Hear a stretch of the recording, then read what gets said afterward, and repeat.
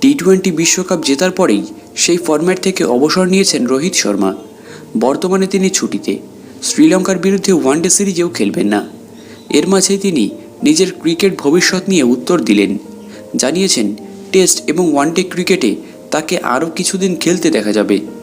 আমেরিকার ডালাসে একটি অনুষ্ঠানে হাজির হয়েছিলেন রোহিত।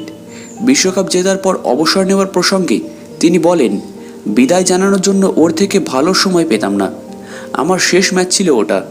এই ফরম্যাটে খেলা শুরুর পর থেকে সময়টা উপভোগ করেছি, প্রত্যেকটা মুহূর্ত উপভোগ করেছি, তাই ট্রফিটা জেতার জন্য মরিয়া ছিলাম।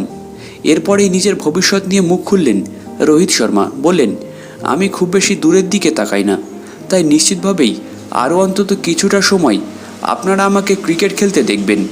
আলোচনায় উঠে আসে বিশ্বকাপ ফাইনালের প্রসঙ্গও। দক্ষিণ আফ্রিকার কাছে হারতে হারতে কীভাবে জিতেছিলেন তারা, তা বর্ণনা করেন ভারতীয় ক্যাপ্টেন। বলেন, সেই মুহূর্তে মাথা পুরোপুরি ফাঁকা হয়ে গিয়েছিল। সেই পরিস্থিতির উপর মনোযোগ রেখেছিলাম। আমাদের তখন মাথা ঠান্ডা রাখা দরকার ছিল।